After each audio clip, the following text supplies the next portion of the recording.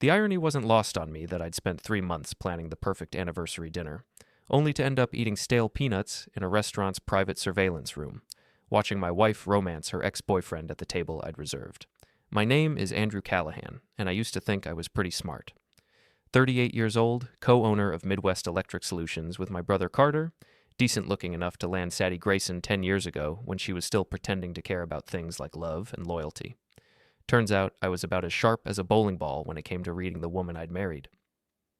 The whole mess started that Friday morning when I reminded Saddie about our anniversary dinner at Chez Laurent, the kind of place where they don't put prices on the menu because if you have to ask, you can't afford it.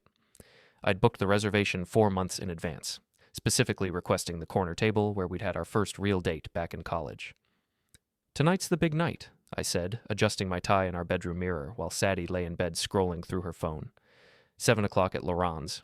I even got us that same corner table. She didn't look up from her screen. "Oh, about that. I'm not going tonight." I stopped mid-tie adjustment. "What do you mean you're not going? It's our 10th anniversary, Saddie." "I know what day it is, Drew." Her voice carried that particular tone of irritation she'd perfected over the past year. "I already made plans with the girls. We're hitting that new wine bar downtown." "The girls?"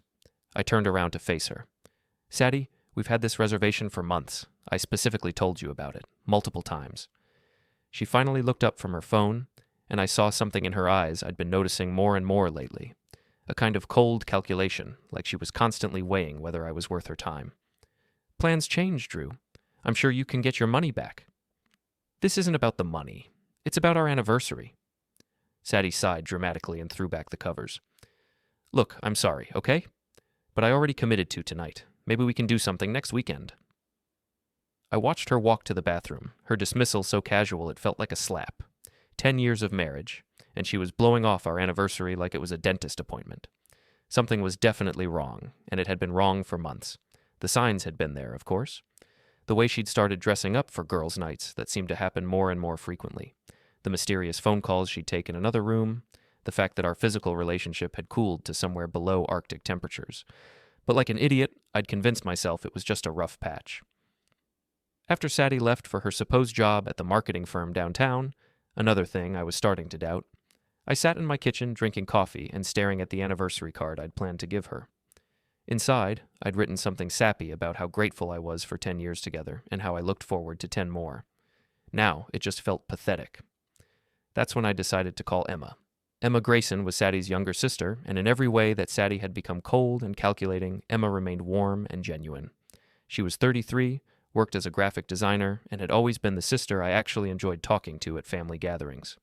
While Saddie complained about everything from the weather to the wine selection, Emma would crack jokes and ask about my work like she actually cared about the answer. "Drew?" Emma's voice was surprised when she picked up. "This is unexpected. What's going on?" "Hey, Emma, quick question. Did Saddie mention anything to you about girls' night tonight?" Sometimes you ask a question not because you don't know the answer, but because you're hoping you're wrong. "What do you think?" There was a pause. "Girls' night?" "No, she didn't say anything to me about that." "Why?" I felt something cold settle in my stomach. "She canceled our anniversary dinner to go out with friends. I just thought, maybe you were one of the friends." Another pause, longer this time. "Drew, I hate to be the one to tell you this, but Saddie hasn't invited me to anything in months. We barely talk anymore." "Right." I set down my coffee cup before I could throw it against the wall. "Emma, can I ask you something, and will you give me an honest answer?" "Always." "Do you think Saddie is cheating on me?" The silence stretched so long I thought the call had dropped. Finally, Emma spoke, and her voice was gentle but firm. "Drew, I think you should trust your instincts, and I think you deserve better than whatever game my sister is playing." After I hung up, I sat there for a long time thinking about Emma's words. Trust your instincts. My instincts were screaming that Saddie was lying, that there was no girls' night, and that our marriage was probably over. The question was what I was going to do about it. That's when I had what I still consider to be either the smartest or stupidest idea of my life. I called Chez Laurent. "Good afternoon, this is Andrew Callahan. I have a reservation tonight at 7 under my name." "Yes, Mr. Callahan. We have you down for the corner table. Will there be any changes to your party tonight?" "Actually, yes. I was wondering if you might have a private dining room available, something with a view of the main dining area." There was a pause. We do have our wine tasting room, which overlooks the main floor through one-way glass. It's typically used for private events, but it's available tonight. May I ask the reason for the change? I took a deep breath. I have reason to believe my wife might be using our reservation with someone else. I'd like to see if I'm right. Another pause. I see. Mr. Callahan, I remember you and your wife from previous visits. You've always been excellent customers. If you'd like to use the wine room this evening, there would be no additional charge. Thank you. I appreciate that. Of course, sir. We'll have everything ready for you by 6:30. After I hung up, I called Emma back. Emma, this might sound crazy, but would you be willing to help me catch Saddie in whatever she's doing tonight? Drew, what are you planning? I explained my idea about the private room at Laurent's. When I finished, Emma was quiet for a moment. You know what, Drew? I'm in. I'm tired of watching my sister treat you like garbage. What do you need me to do? Just be there as backup. If Saddie shows up with someone else, I want a witness who can't be accused of bias. Consider it done. And Drew, whatever happens tonight, I want you to know that you've been the best brother-in-law I could have asked for. Saddie doesn't deserve you. Emma's words hit me harder than I expected. When was the last time Saddie had said something even remotely that supportive? I spent the rest of the afternoon at the office, trying to focus on electrical schematics and project timelines, but my mind kept wandering to what I might discover that evening. Carter noticed my distraction around 4 o'clock. You look like someone stole your lunch money, he said, dropping into the chair across from my desk. What's eating you? Carter was 3 years older than me and had been my business partner for 5 years. He was also one of the few people who'd never pretended to like Saddie. He told me once, after a few too many beers, that he thought she was a social climber who married down and never got over it. I told him about Saddie canceling dinner and my plan for the evening. When I finished, Carter leaned back in his chair and shook his head. I hate to say I told you so, but then don't say it. Fair enough. But Drew, what are you going to do if you're right? If she shows up with another guy? I honestly don't know, but I'm tired of feeling like I'm going crazy. I need to know the truth. Carter nodded slowly. Want me to be there too? Moral support? Thanks, but Emma's going to be there. I think having her sister witness whatever happens will be more effective than having my brother there. Probably right. But call me afterward, okay? Whatever happens, you're going to need someone to talk to. At 6:15, I was sitting in the wine tasting room at Chez Laurent, looking through one-way glass at the main dining room below. The corner table, my table, sat empty, perfectly set for two with the good china and fresh flowers. Mr. Patel, the manager, had been incredibly discreet about the whole arrangement, even providing me with a bottle of wine and some appetizers while I waited. Emma arrived at 6:45, looking elegant in a black dress that somehow managed to be both sophisticated and understated. She hugged me when she came in, and I caught a whiff of her perfume, something light and floral that was nothing like the heavy, expensive stuff Saddie wore. Any sign of her yet? Emma asked, settling into the chair beside me. Not yet, but it's still early. We sat in comfortable silence for a few minutes, watching the dining room fill up with couples and small groups. It was the kind of place Saddie loved, expensive, exclusive, the type of restaurant where being seen was almost as important as the food. At 7:03, I saw her. Saddie walked through the front entrance wearing a red dress I'd never seen before, something that probably cost more than most people's car payments. Her hair was done in an elaborate updo, and she was wearing the diamond earrings I'd given her for our 5th anniversary. She wasn't alone. The man beside her was tall, dark-haired, and wearing an expensive suit. He had his hand on the small of Saddie's back in a gesture that was intimate and possessive. I watched as the hostess checked their reservation, my reservation, and led them to the corner table. "Oh my God," Emma whispered beside me. "Is that Marcus Feldman?" "Who?" "Marcus Feldman. Saddie dated him in college, right before she met you. He's some hotshot real estate developer now." Emma's voice was tight with anger. "I can't believe she brought him here. To your table, with your reservation." I watched as Marcus held Saddie's chair for her, then leaned down to whisper something in her ear that made her laugh. The sound carried up to our hidden room, and it was the kind of laugh I hadn't heard from Saddie in years. Genuine, delighted, flirtatious. "Are you getting this?" Emma asked, nodding toward my phone.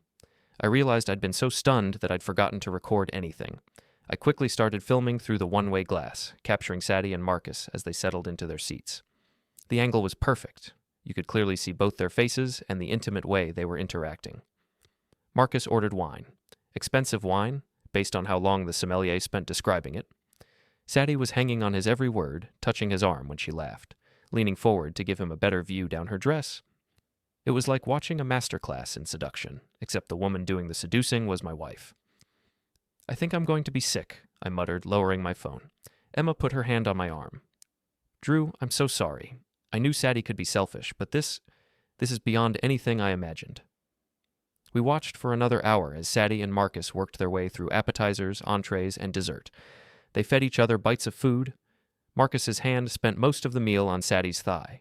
At one point, Saddie excused herself to the restroom, and Marcus watched her walk away with the kind of hungry expression that made my stomach turn. But it was what they talked about that really killed me. The wine room had been designed for tastings, which meant it had excellent acoustics for picking up conversations from the dining room below. I could hear almost every word they said, and what I heard made me realize that my marriage wasn't just over. It had been a lie for longer than I'd imagined. I can't believe it took us this long to do this, Saddie was saying as she cut into her filet mignon. When you called last month, I thought it was too good to be true. I should have called years ago, Marcus replied. I never should have let you marry him. Saddie laughed, that same bright sound that used to make my heart skip. Drew's not a bad guy, just boring. God, Marcus, you have no idea how boring. He's in bed by 10 every night, gets up at 6, drinks the same coffee, eats the same breakfast. I feel like I'm married to a robot. What about the business? Is it worth anything? The electrical company? Please. It's successful enough, but it's hardly exciting. Drew and his brother wire office buildings and install parking lot lights. Very blue-collar. Marcus reached across the table to take her hand. You deserve better than that, Saddie. You always did. I know. Saddie's voice was soft, almost vulnerable. I don't know how to get out without losing everything. Drew's not stupid, even if he is boring. If I file for divorce, he'll make it difficult. Leave that to me, Marcus said. I have lawyers who specialize in making things easy for beautiful women. Beside me, Emma was gripping her wine glass so hard I thought it might shatter. She's planning to divorce you, she whispered, and she's going to try to take you for everything. I kept filming, capturing every intimate gesture, every kiss, every moment that proved my marriage was a sham. By the time they ordered dessert, I had enough evidence to destroy Saddie in any divorce proceeding. But I wasn't thinking about divorce proceedings. I was thinking about revenge. Emma, I said quietly, how would you feel about helping me give Saddie and Marcus a night they'll never forget? Emma looked at me, and I saw something fierce and protective in her eyes. What did you have in mind? I explained my plan as we watched Saddie and Marcus share a piece of chocolate cake below. When I finished, Emma was smiling for the first time all evening. Drew, that's either brilliant or completely insane. Probably both. Are you in? Emma stood up and smoothed down her dress. Let's go crash my sister's party. At 8:45, Saddie and Marcus were finishing their dessert, looking relaxed and satisfied in the warm glow of the restaurant's ambient lighting. Marcus had moved his chair closer to Saddie's, and they were sharing bites of chocolate cake like newlyweds. The sight would have been romantic if it wasn't happening at the table I'd reserved, with the wife I'd married, using the credit card I paid. Emma and I made our way downstairs from the wine room, moving carefully to avoid being spotted before we were ready.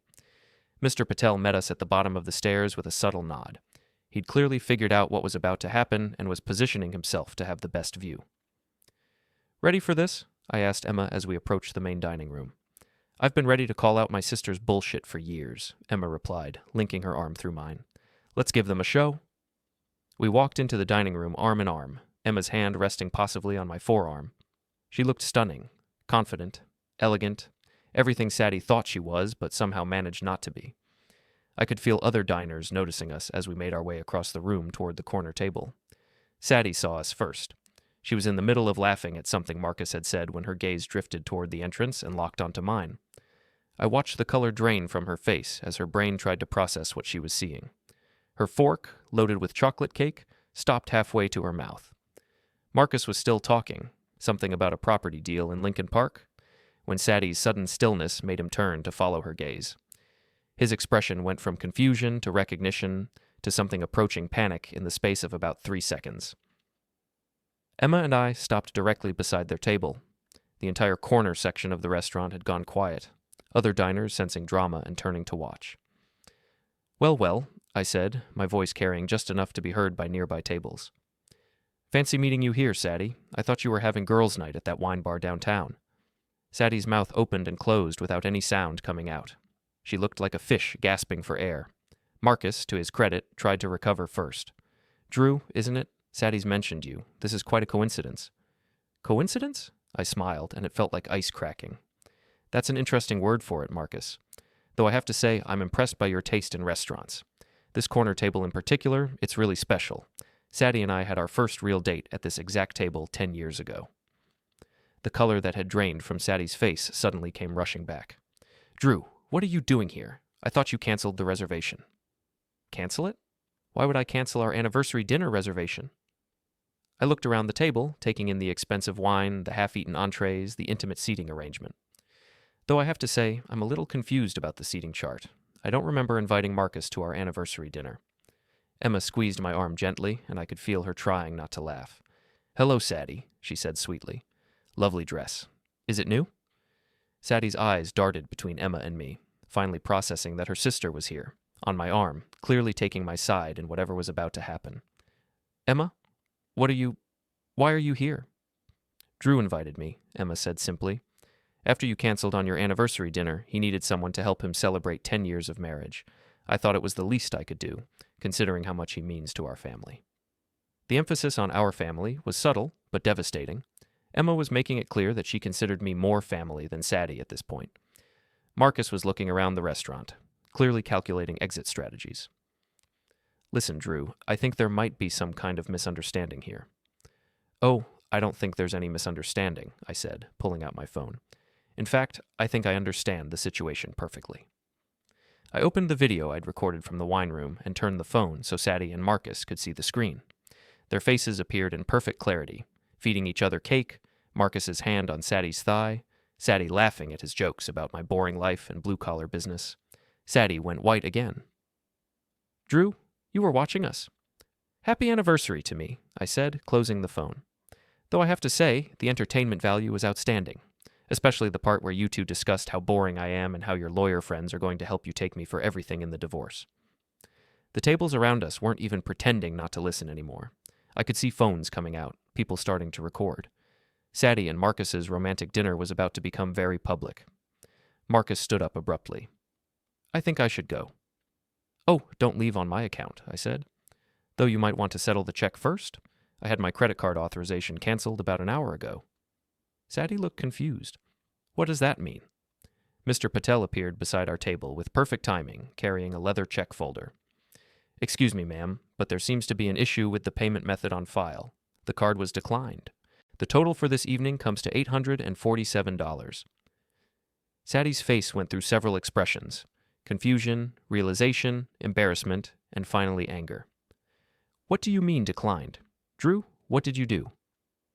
I canceled authorization for my credit card to be used for dates that don't include me, I said. Seemed like the responsible thing to do. Marcus was patting his pockets, clearly hoping he'd forgotten his wallet. Saddie was digging through her purse with increasing desperation. The silence stretched out as the entire corner section of the restaurant watched two cheating spouses realize they couldn't pay for their romantic dinner. Finally, Marcus pulled out his wallet and handed over a credit card to Mr. Patel. This should cover it, he muttered. Excellent, I said. Marcus, you're a real gentleman, taking care of my wife's dinner on our anniversary. That's very thoughtful of you. Emma stepped closer to the table, her voice sweet but carrying an edge that could cut glass. Saddie, I have to ask, does Mom know you're here? Because she's always going on about family values and the sanctity of marriage. I'm sure she'd be fascinated to hear about how you're celebrating your 10th anniversary. Saddie finally found her voice. Emma, you don't understand. This isn't what it looks like.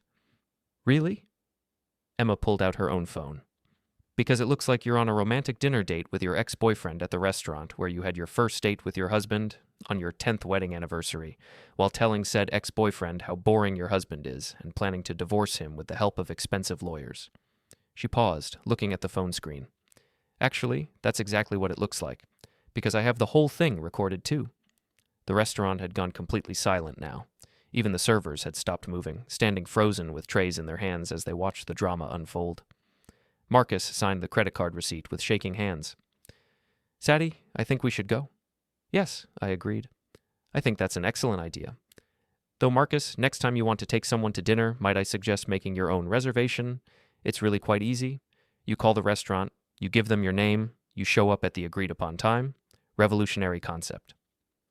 Marcus was already moving toward the exit, clearly hoping to escape before things got worse. Saddie stood to follow him, but Emma stepped into her path. Saddie, before you go, there's something I want you to know.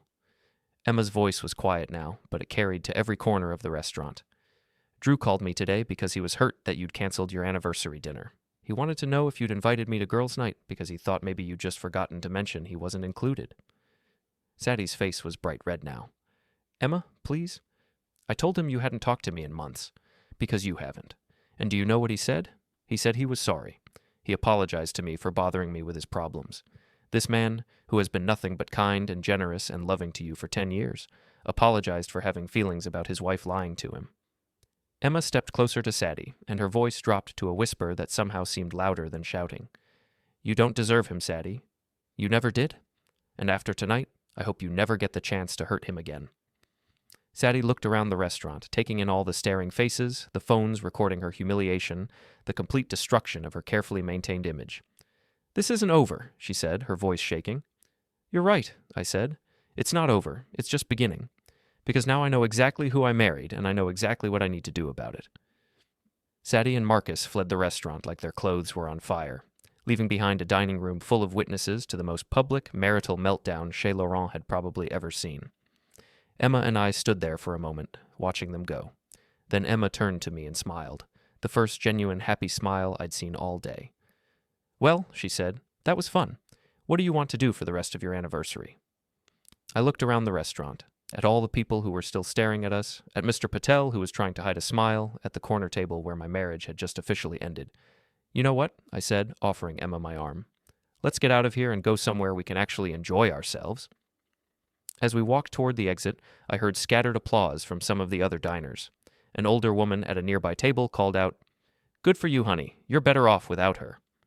Emma squeezed my arm as we stepped outside into the cool evening air. So, how do you feel? I thought about it for a moment. The anger was still there, and the hurt and the humiliation. But underneath all of that was something I hadn't felt in years. Relief. Free, I said finally. I feel free. The video went viral by Sunday morning. I discovered this when my phone started buzzing at 7 a.m. with texts from numbers I didn't recognize. Most of them were variations of, Dude, are you the guy from the restaurant video? By the time I dragged myself out of bed and checked social media, your Reservation revenge was trending locally, and someone had posted the entire confrontation on 3 different platforms. The footage was surprisingly good quality. Apparently half the restaurant had been filming by the end. You could see everything. Saddie's face when she spotted Emma and me, Marcus fumbling for his wallet, Emma's devastating speech about family values. The comments were brutal and largely in my favor. This woman really brought her side piece to her anniversary dinner. The sister switching sides is sending me. Imagine being this shameless and still getting caught. Plot twist, he ends up with the sister and they live happily ever after. That last comment made me think about Emma, who had stayed until almost midnight helping me process what had happened. We'd gone to a quiet bar after leaving Laurent's, and she'd listened while I worked through 10 years of marriage, trying to figure out when it had all gone wrong. You know what the worst part is? I'd told her over my 3rd beer. I kept thinking it was my fault, that I wasn't interesting enough, or successful enough, or whatever enough. I've been beating myself up for months trying to figure out how to make her happy again. Emma had reached across the table and taken my hand. Drew, my sister has been unhappy with everything since she was 12 years old. It was never about you not being enough. It was about her always wanting more than what she had. Now, sitting in my kitchen on Sunday morning, scrolling through hundreds of comments from strangers who were somehow more supportive than my wife had been in years, I was starting to understand what Emma meant. My phone rang. Carter. Jesus Christ, Drew, you're famous. Please tell me you knew people were recording that whole thing. I had no idea until afterward. How bad is it? Bad? Dude, you're a folk hero. Half of Chicago wants to buy you a beer. The other half wants to hire you to catch their cheating spouses. I laughed, despite myself. Great. Maybe I should change careers. Speaking of careers, you might want to get down to the office. We've had about 20 calls this morning from people who saw the video and want to hire us for electrical work. Apparently, supporting the wronged husband is good for business. After Carter hung up, I sat there thinking about how quickly everything had changed. 48 hours ago, I'd been planning a romantic anniversary dinner. Now I was viral internet content and my marriage was over. My phone buzzed with a text from an unknown number. This is Linda Grayson. We need to talk. Linda Grayson was Saddie's mother, and she'd never liked me. She thought Saddie had married beneath her station. I was blue-collar, didn't come from money, didn't move in the right social circles. She'd made her disapproval clear from day one of my relationship with Saddie. I was debating whether to respond when my doorbell rang. Through the peephole, I could see Emma standing on my front porch with coffee and what looked like pastries from the good bakery downtown. "I brought reinforcements," she said when I opened the door. "Figured you might need some friendly support today." Emma was wearing jeans and a Northwestern University sweatshirt, her hair pulled back in a simple ponytail. She looked younger and more relaxed than she had at the restaurant, but also somehow more beautiful. Without the formal dress and the dramatic lighting, I could see the genuine warmth in her eyes, the easy smile that had nothing calculated about it. "You're a lifesaver," I said, taking the coffee. "I just got a text from your mother demanding a meeting." Emma winced. "Yeah, Saddie called her last night. According to the family group chat, you're now officially the villain who humiliated poor Saddie in public." "What's the family saying?" "Mom and Dad are furious with you. Aunt Margaret thinks you handled it perfectly. My cousin Jenny wants to know if you're single now." Emma grinned. "It's quite the debate." We sat at my kitchen table, and Emma filled me in on the family drama that had erupted overnight. Apparently, Saddie had spun the story as a chance encounter that I'd blown out of proportion, conveniently leaving out the parts about lying, cheating, and planning to divorce me. "The thing is," Emma said, breaking apart a croissant, "most of the family knows Saddie well enough to read between the lines. She's been complaining about you for months at family gatherings, talking about how bored she is, how she married too young, how she wonders what else is out there." "She said that stuff in front of you?" "She said it in front of everyone. Mom always changed the subject, but the rest of us heard it. We all knew something like this was coming." My phone rang again. This time it was Saddie. Emma saw the name on the screen and raised an eyebrow. "Want me to leave?" "No, stay. I might need a witness." I answered the call on speaker. "Drew, we need to talk." Saddie's voice was tight, controlled. "What you did last night was completely out of line." "What I did was out of line. Saddie, you brought another man to our anniversary dinner." "It wasn't like that, and you know it. Marcus is an old friend. We ran into each other at the wine bar, and he suggested dinner. I didn't know you were going to be there." Emma was making exaggerated, shocked faces across the table. Even after being caught red-handed, Saddie was still lying. "Saddie, I have video of you two talking about divorce lawyers and how boring I am. You fed each other dessert. His hand was on your thigh for most of the meal. What part of that says old friends grabbing dinner?" There was a long pause. "You recorded us? Drew, that's stalking behavior. That's not normal." "You know what's not normal. Lying to your husband about where you're going and then using his credit card to pay for a date with another man. I want you to delete that video." "No. Drew, I'm serious. Delete it, or I'll have my lawyer contact you about harassment." Emma leaned forward toward the phone. "Hi, Saddie. It's Emma. Just so you know, I have copies of the video too. And so do about half the people who were at Laurent's last night. Good luck getting all of us to delete it." Another long pause. "Emma, why are you there?" "Because Drew is family, and family supports each other during difficult times. You know, like when someone's spouse betrays them publicly on their anniversary." "This is ridiculous. Drew, I'll be by this afternoon to get some of my things. We can talk then." "Actually, we can't. I'm having the locks changed this morning. If you want your things, you can coordinate with my lawyer." "Your lawyer?" "Drew, you're being dramatic. We can work this out." "Saddie, our marriage is over. You made that decision when you chose to spend our anniversary with Marcus instead of me. Everything else is just paperwork." I hung up and looked at Emma, who was staring at me with something like admiration. "That was very mature of you," she said. "I don't feel mature. I feel like I want to throw things." "That's normal. You're allowed to be angry." Emma's phone buzzed with a text. She read it and rolled her eyes. "Saddie wants me to talk sense into you. She says you're having some kind of breakdown and she's worried about you." "That's rich." "She also says Marcus is just a friend and you misunderstood everything." "Does she think we're all idiots?" Emma set down her phone and looked at me seriously. "Drew, can I ask you something? And I want an honest answer." "Sure." "Are you okay? Really okay? Because this is a lot to process, and I want to make sure you're handling it." I thought about her question. Was I okay? My marriage was over, my personal life was viral internet content, and I was sitting in my kitchen with my soon-to-be ex-sister-in-law eating pastries and planning my divorce. By any normal measure, I should be a wreck. But the truth was, I felt better than I had in months. "You know what's weird?" I said. "I think I'm actually relieved. I've been trying so hard to save something that was already dead. At least now I know where I stand," Emma smiled. "Good. Because you deserve so much better than what Saddie was giving you. Thanks. And Emma, thank you for last night. Having you there, having someone on my side, it meant everything. Always, she said simply. My phone rang again. Carter this time. Drew, you need to get down here. We've got a situation. What kind of situation? The good kind. We've got 3 new commercial contracts and 5 residential jobs, all from people who saw the video and want to support you. But we also have about a dozen reporters calling, and someone from Channel 7 wants to interview you. Interview me about what? About being the guy who caught his wife cheating and handled it like a boss, apparently. This is turning into a whole thing. After I hung up, Emma was grinning at me. You're going to be on the news? Apparently, this is surreal. Well, if you're going to be famous, we should probably get you some better clothes. That Northwestern t-shirt isn't exactly interview ready. We? Emma blushed slightly. I mean, if you want help. I know you're probably busy with lawyer stuff and work stuff. Emma, I would love your help. With everything. I have no idea how to handle any of this. She stood up and started clearing the pastry containers. Okay, here's what we're going to do. First, we're going to go shopping and get you something decent to wear for interviews. Then, we're going to meet with your lawyer and make sure Saddie can't cause any legal problems. Then we're going to plan your new life as a free man. That sounds like a lot of work. Good thing you have help. As Emma bustled around my kitchen, cleaning up and making plans, I realized something had shifted. For the first time in years, I was looking forward to what came next instead of dreading it. My marriage was over, but maybe that wasn't the end of the story. Maybe it was just the beginning.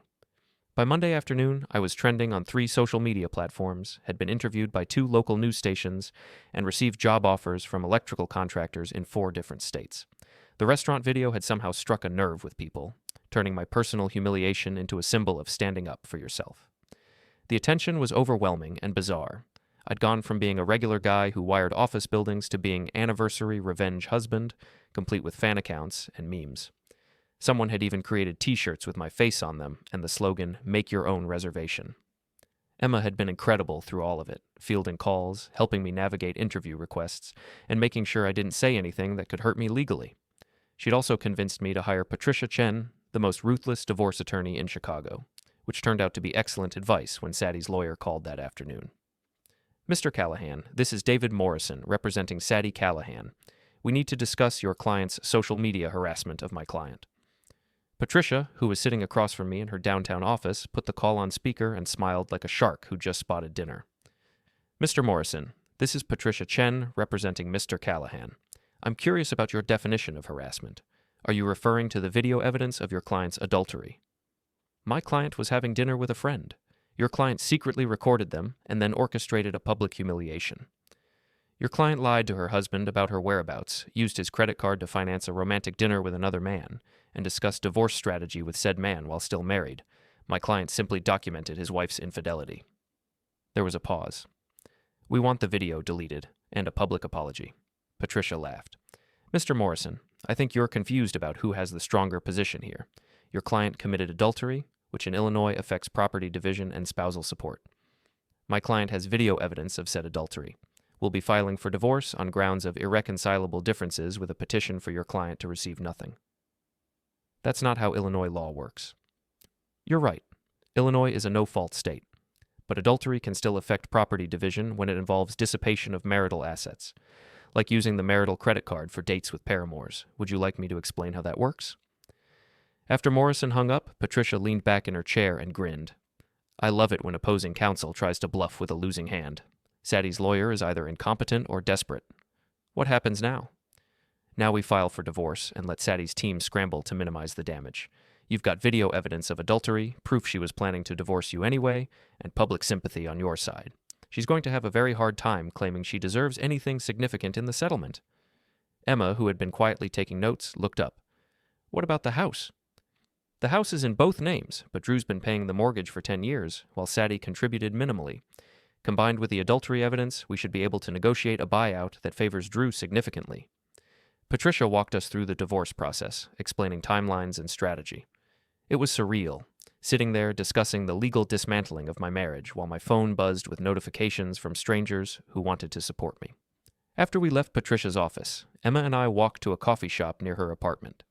It was the first quiet moment we'd had since the restaurant incident, and I was starting to feel the emotional weight of everything that had happened. How are you holding up?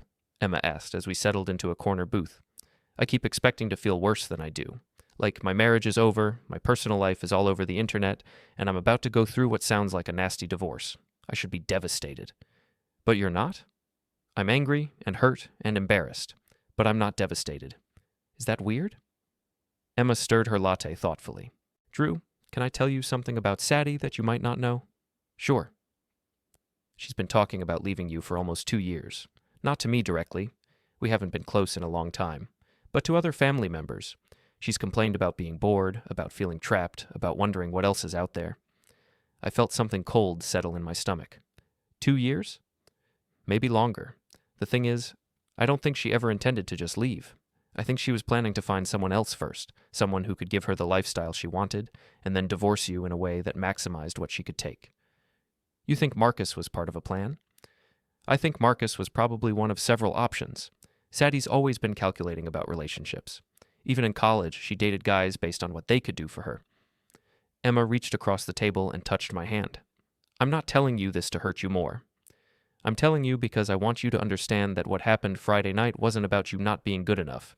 It was about Saddie being someone who was never going to be satisfied with anything real. Her hand was warm on mine, and I realized I'd been craving this kind of genuine connection for longer than I cared to admit. When was the last time Saddie had touched me like this? With actual affection instead of obligation. Emma, can I ask you something personal? Always. Why did you take my side? She's your sister. Family loyalty usually trumps everything else. Emma was quiet for a long moment, staring down at our joined hands. When she looked up, her eyes were serious. Because I've watched you try to make Saddie happy for 10 years, and I've watched her take you for granted every single day.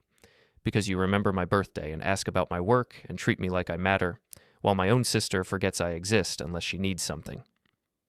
She paused, seeming to gather courage. And because I've had a crush on you since the day Saddie brought you home to meet the family, and watching her treat you like garbage has been killing me for years. The confession hung between us like a live wire. I stared at Emma, processing what she'd just said, while she looked like she wanted to disappear under the table. Emma, I know the timing is terrible, and I know I'm your sister-in-law, and I know you're going through a divorce, and probably the last thing you need is more complications. Emma, stop.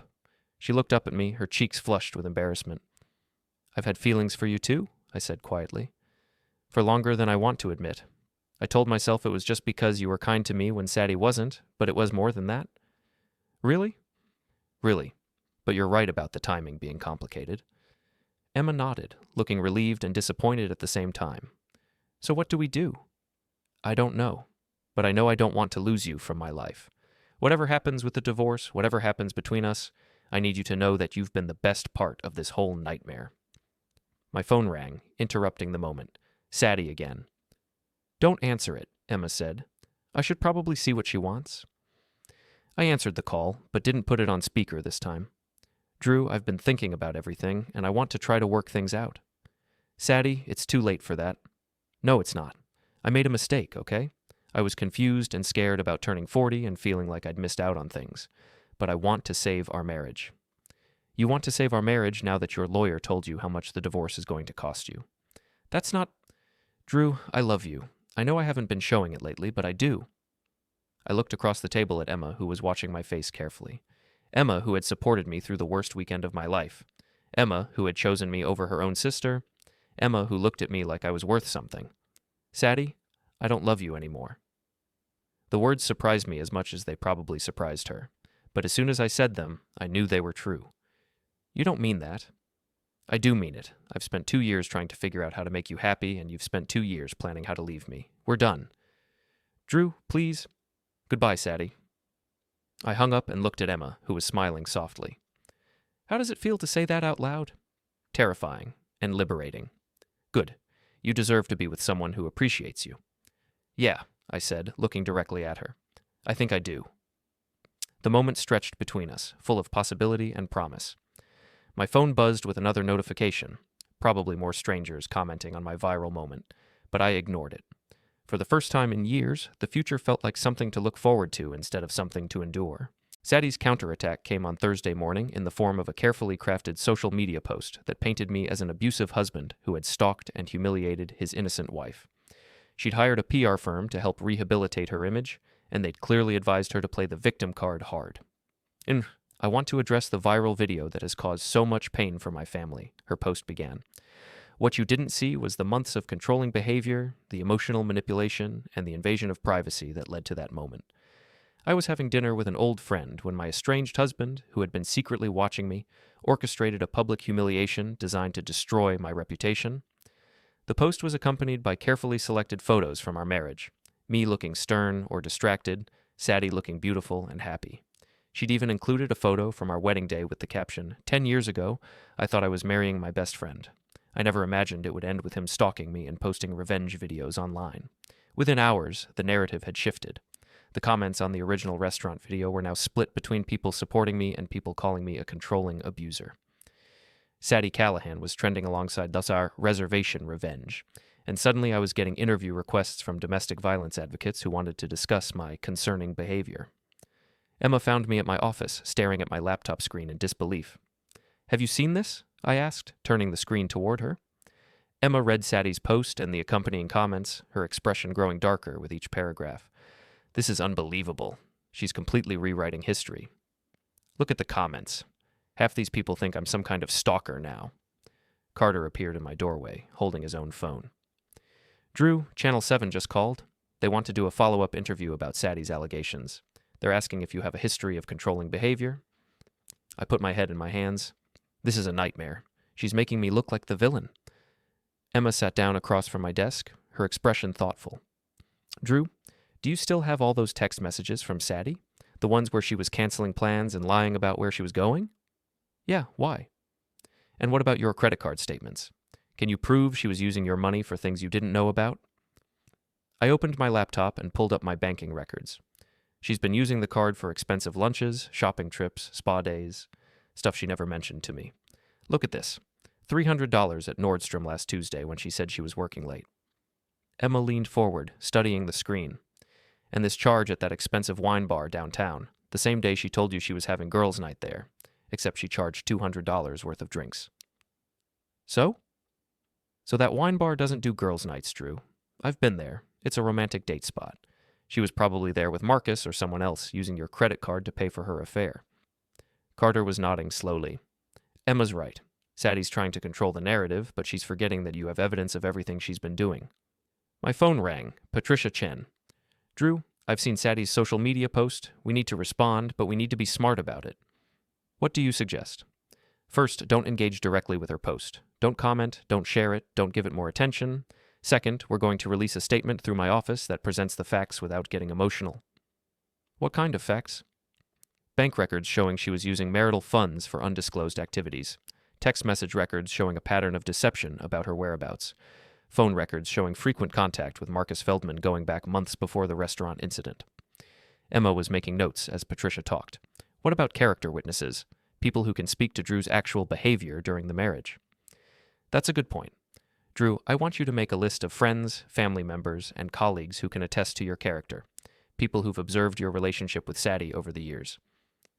After Patricia hung up, I sat back in my chair and tried to process the situation. In the span of a week, I'd gone from anonymous electrical contractor to viral internet sensation to accused stalker. It was exhausting. Drew, Emma said softly, I want to do something, but I need your permission first. What? I want to post a response to Saddie's story, not as your lawyer or your spokesperson, but as someone who's known both of you for 10 years and can speak to what really happened. Emma, you don't have to do that. She's your sister. She stopped being my sister the moment she chose to destroy you instead of taking responsibility for her own actions. Emma's voice was fierce. I've watched her lie and manipulate people our entire lives. I'm not going to let her do it to you. Carter was nodding enthusiastically. Emma's right. Saddie's counting on people not knowing the real story, but Emma knows the real story. What would you say? Emma pulled out her phone and started typing. Something like this. I've seen a lot of people commenting on my sister Saddie's post about her marriage to Drew Callahan. As someone who has known both of them for 10 years, I feel obligated to share some context that Saddie has conveniently left out. She continued typing, then read the draft aloud. Drew Callahan is not an abuser. He's not controlling. He's not a stalker. He's a man who worked 60-hour weeks to support a wife who spent his money on secret dates with other men. He's someone who remembered every anniversary, birthday, and holiday, while Saddie complained to family members about how bored she was with their marriage. The innocent dinner with an old friend that Saddie described was actually a romantic date where she and Marcus Feldman discussed divorce strategy and mocked Drew's career and personality. I know this because I was there. I watched it happen. I have video of the entire evening. Saddie has been planning to leave Drew for years, but she wanted to find someone wealthier first. She's not a victim. She's a woman who got caught cheating and is now trying to destroy her husband's reputation to distract from her own behavior.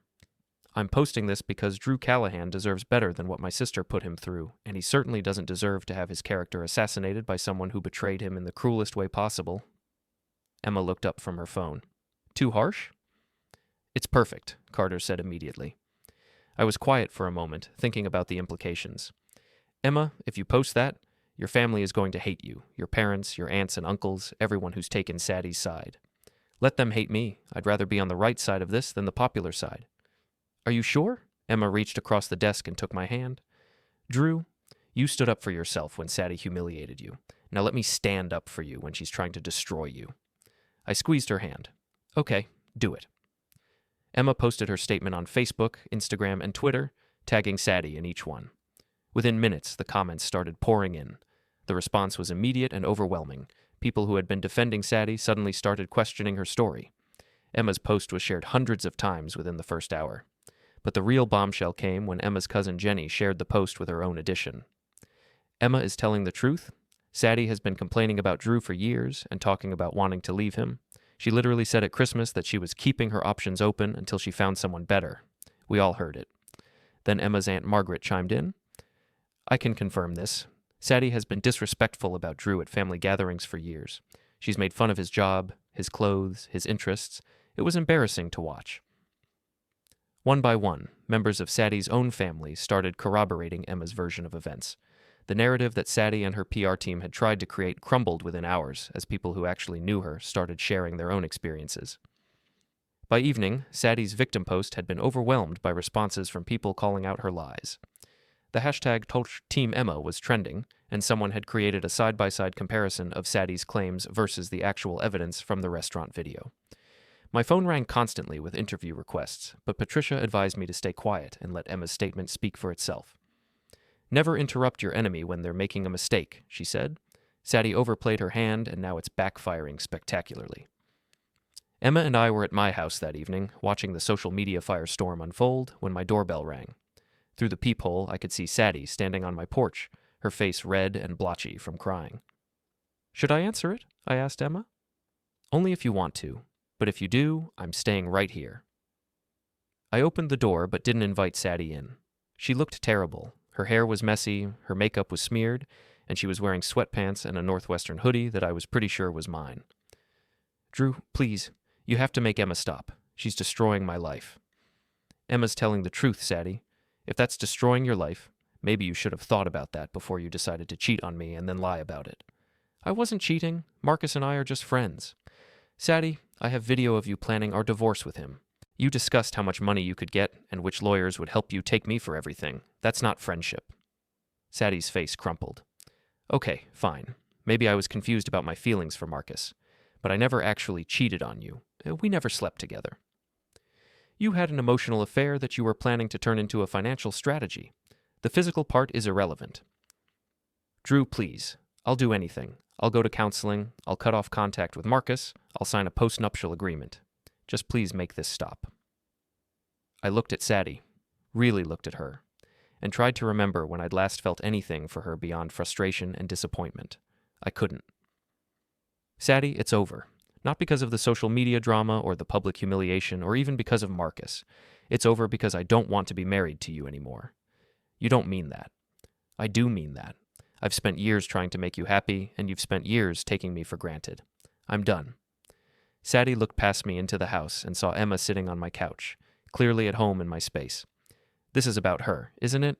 You're leaving me for my sister? I'm leaving you for me, Saddie. Emma is just the first person in years who's reminded me that I deserve better than what you are giving me. Saddie stared at Emma for a long moment, then back at me. You'll regret this, Drew. Both of you will. Maybe, but I doubt it. After Saddie left, I sat back down next to Emma on the couch. She was quiet, staring at her hands. "Are you okay?" I asked. "I just burned every bridge I have with my family for a man who's technically still married to my sister, so either I'm completely insane, or this is the smartest thing I've ever done." I put my arm around her and pulled her close. "For what it's worth, I think it's the smartest thing you've ever done." Emma looked up at me, and I saw something in her eyes that I hadn't seen from Saddie in years. Genuine affection, respect, and hope for the future. "Drew, when all this is over, when the divorce is final and the social media storm dies down, what happens to us?" "I don't know," I said honestly, "but I'd like to find out." Emma smiled and settled against my shoulder. "Me too." Outside, it started to rain, but for the first time in years, I wasn't worried about what tomorrow would bring. Whatever happened next, I wouldn't be facing it alone. The divorce was finalized on a gray Tuesday morning in November, exactly 6 months after the restaurant incident that had blown up my life and rebuilt it into something better. Patricia had negotiated a settlement that left Saddie with almost nothing. She got her car, her personal belongings, and enough money to rent a small apartment for 6 months. Everything else stayed with me. "She really thought she could play the victim card and get half of everything," Patricia said as we walked out of the courthouse. "Some people never learn that actions have consequences." Emma was waiting for me on the courthouse steps, wearing a blue dress that brought out her eyes and holding a bouquet of flowers. Like this was a celebration instead of the end of a marriage. "How does it feel to be a free man?" she asked, kissing my cheek. "Expensive," I said, thinking about the legal fees, "but worth every penny." We were walking to my car when I heard Saddie's voice behind us. "Drew, wait." I turned around to see Saddie approaching with Marcus beside her. She looked different, thinner, older somehow, with an edge of desperation that hadn't been there before. Marcus looked uncomfortable, like he'd rather be anywhere else. "What do you want, Saddie?" "I wanted to tell you that I'm sorry. For everything. I know I hurt you, and I know I handled everything badly after we got caught." Emma stepped closer to me, a subtle show of solidarity that wasn't lost on Saddie. "I also wanted you to know that Marcus and I are engaged." She held up her left hand, showing off a modest diamond ring that was probably a quarter the size of the one I'd given her 10 years earlier. "Congratulations," I said, and I meant it. "I hope you're happy together." Saddie looked surprised by my genuine response. "You're not angry." "Why would I be angry? You're marrying someone who's perfect for you, someone who helped you plan to betray your husband and doesn't mind dating married women. It's a match made in heaven." Marcus stepped forward, his face flushed. "That's not fair, Drew. Saddie was unhappy in her marriage long before I came back into the picture." "You're right," I said. "She was unhappy. But instead of talking to me about it or asking for a divorce, she chose to lie, cheat, and plan to take me for everything I was worth. And you chose to help her do it." "We didn't plan anything," Saddie protested. "It just happened." Emma laughed, a sound with no humor in it. "Saddie, we have video of you two discussing divorce strategy. We have phone records showing months of contact before the restaurant. We have credit card statements showing Drew paid for your dates. Nothing about this just happened." Saddie's face went red. "Emma, you destroyed my relationship with our family. Mom and Dad barely speak to me anymore because of what you said." "I told the truth. If the truth destroyed your relationships, maybe you should think about what that says about your behavior." Marcus was looking increasingly uncomfortable with the confrontation. "Saddie, maybe we should go." "No," Saddie said, her voice rising. "I want to know how you can live with yourself, Emma. You stole your sister's husband." "I didn't steal anything," Emma said calmly. "You threw away the best man you'll ever know, and I was smart enough to see his value." "He's not that special," Saddie snapped. "He's an electrician who watches the History Channel and goes to bed at 10 o'clock. You're welcome to him." The words hung in the air like a slap. Even Marcus looked shocked by Saddie's cruelty. I felt Emma tense beside me, ready to defend me, but I put a hand on her arm. "You know what, Saddie? You're absolutely right. I am just an electrician who watches the History Channel and goes to bed at 10 o'clock. I'm not rich, I'm not exciting, I'm not sophisticated enough for the social circles you want to move in." Saddie looked satisfied, like she'd finally gotten through to me. "But I'm also loyal, honest, and capable of loving someone without calculating what they can do for me. I remember birthdays and anniversaries. I show up when I say I will. I don't lie about where I'm going or who I'm with." I looked at Marcus. "And when I make a commitment to someone, I honor it, even when it's hard, even when I'm tempted not to." Marcus had the grace to look ashamed. "So you're right, Saddie. I'm not special. I'm just a decent person who deserves to be with someone who appreciates decency. and Emma is someone who understands the difference between love and convenience. Saddie's eyes filled with tears. Drew, I did love you. I wanted more. I know you did, and that's why we never would have worked long term. You'll always want more than what you have, and I'll always believe that what we have should be enough if it's real. I took Emma's hand. Emma makes me feel like I'm enough exactly as I am. That's not something you ever did, even in the beginning. Saddie looked at our joined hands, then back at my face. You really love her. I really do. And you're happy? Happier than I've been in years. Saddie nodded slowly, tears running down her cheeks. Then I guess I'm glad it worked out for you. It was the first genuinely unselfish thing I'd heard Saddie say in years. Marcus put his arm around Saddie's shoulders. Come on, babe, let's go home. As they walked away, I heard Saddie say to Marcus, Do you think we'll be happy together? I didn't hear his answer, but something in the way he hesitated before responding told me everything I needed to know about their future. Emma and I stood there for a moment, watching them disappear into the courthouse parking garage. How do you feel? Emma asked. Free, I said. Finally, completely free. Good, because I have something to ask you, and I want you to answer as a free man. Emma turned to face me, her expression serious but hopeful. Drew Callahan, would you like to go to dinner with me tonight? Somewhere nice, where we can celebrate the end of your marriage and the beginning of whatever comes next? Are you asking me on a date, Emma Grayson? I'm asking you on the first official date of the rest of our lives. I pulled her close and kissed her, right there on the courthouse steps, in front of anyone who cared to watch. It was the kind of kiss I'd been wanting to give her for months, full of promise and possibility, and the kind of genuine affection I'd almost forgotten existed. Yes, I said when we broke apart. I would love to go to dinner with you tonight. Good, but this time we're making our own reservation. I laughed, remembering the night that had started this whole journey. Deal, but I get to pay. Deal, but I get to choose the restaurant. Where did you have in mind? Emma grinned. Somewhere Saddie would never go. Somewhere real people eat real food and nobody cares about being seen. Perfect. As we walked to my car, Emma's hand in mine, I thought about how much my life had changed in 6 months. I'd lost a wife who never really loved me and gained a woman who saw me clearly and loved me anyway. I'd gone from being taken for granted to being appreciated. I'd learned the difference between being married and being happy. My phone buzzed with a text from Carter.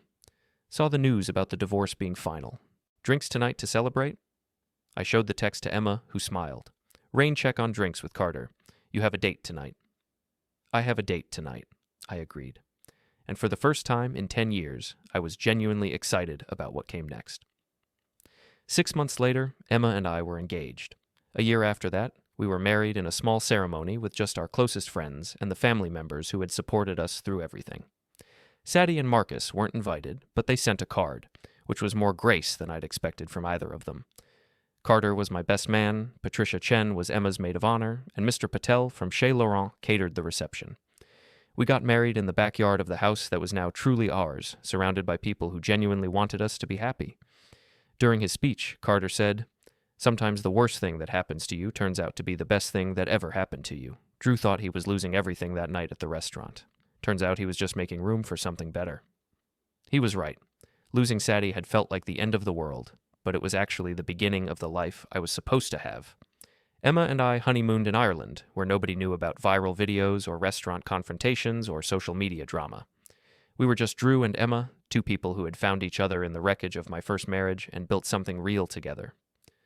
On our last night in Dublin, we were having dinner at a small pub when Emma raised her glass of wine.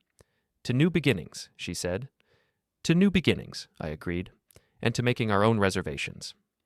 We clinked glasses and laughed, remembering the night that had changed everything. I'd started that evening as a man trying to save a marriage that was already over. I'd ended it as someone ready to build a life worth living. Sometimes the best revenge is simply being happy.